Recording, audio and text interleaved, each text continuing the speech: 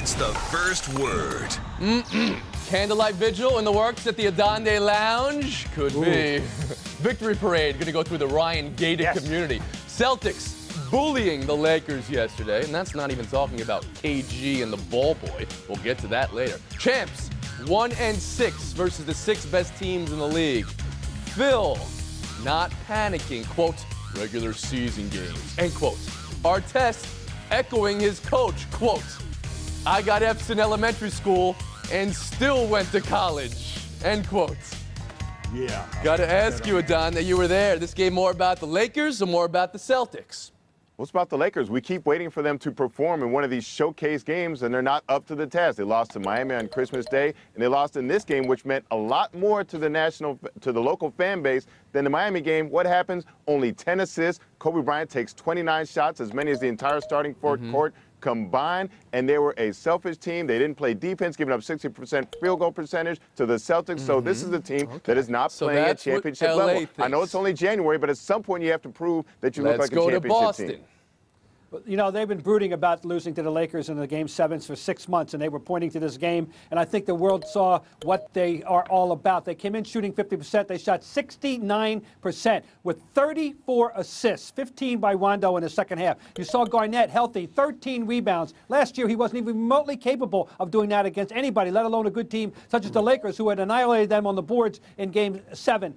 You saw a bench that was useful with Baby Davis and Nate Robinson. You really saw everything they had to offer, with the possible exception of Shaq having a good game because he had 5 fouls for 13 minutes. Let me get it. So the guy from Boston thinks this is all about Boston. The guy from L.A. thinks it's all about L.A. Kalishaw, be a voice Well, I of can't reason. pick the Mavericks, so I got to go with it. It is more about the Celtics.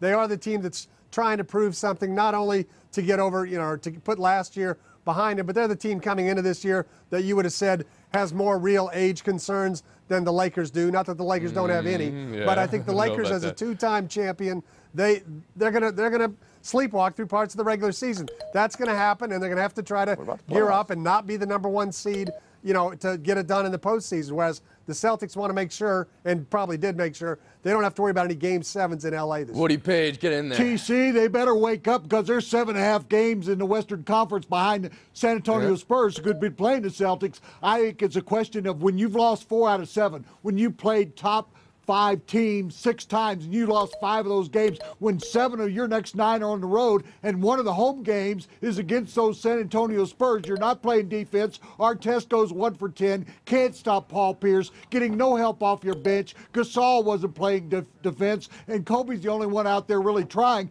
You are repeat champions. You're going for 3. That doesn't look like you have any chance at it. So what are these Lakers missing, Adonde? They're missing the Pau Gasol that they had early in the season when they got off to a good start. They're also missing production from the small forward position, with Ron Artest giving them nothing yesterday and Matt Barnes injured. Bob Ryan, what are the Lakers missing? #1 thing is Artest. He's not the same as last year. Just remember this. They got 1 good year out of him. That's about all you can expect. It's over, perhaps, for Ron Artest. I agree with the Donde. Gasol was probably the best player in the league the first month of the season. Mainly, they just need to lock down their defense. Page, last word. Well, and you talked about the bench. Other than Odom, they're getting 0 production from the rest of that crowd. That's not going to work. We had a horn, and I go to you guys for my Super Bowl photo analysis, so let's do that. Aaron Rodgers has a history of photo bombing, and there he was this weekend calling out injured teammates after those injured teammates complained about not being in a team photo because they were injured. They are now in that team photo, if that makes any sense. That happens later this week. This whole case of the team photo, is this something or is this nothing, Kalishaw?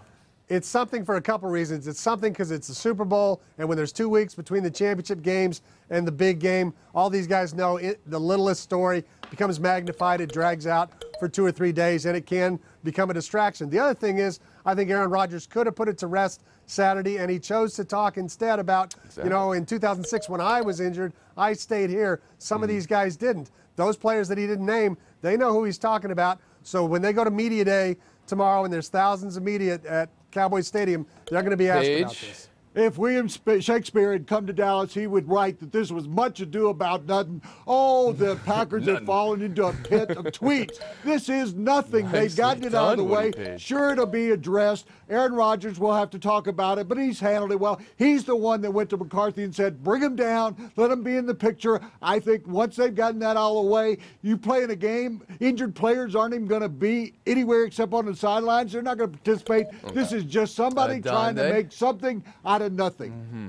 Seems like ever since the '85 Chicago Bears, they won, but ever since then, the team that has the most written about it, the most stuff going on in the lead up to the Super Bowl, usually loses, like the Atlanta Falcons, or when you had the Oakland Raiders with players going off to Tijuana. So now, right now, this is Vantage Pittsburgh. Nothing coming out of their camp. Peace, calm, simply preparing for the game, while Green Bay has to deal with this distraction. Every time they're talking about this, they're not talking about the Pittsburgh Steelers. Okay, Adonde, but this isn't on the same level as players stealing away and going to Tijuana or someone getting arrested. This is a team photo distraction. It's a distraction. Use Bob Photoshop. Ryan, what do you think? Shouldn't be an issue. Mike McCarthy's a well-known Shakespearean scholar, and what he's saying is, out, damn Spot.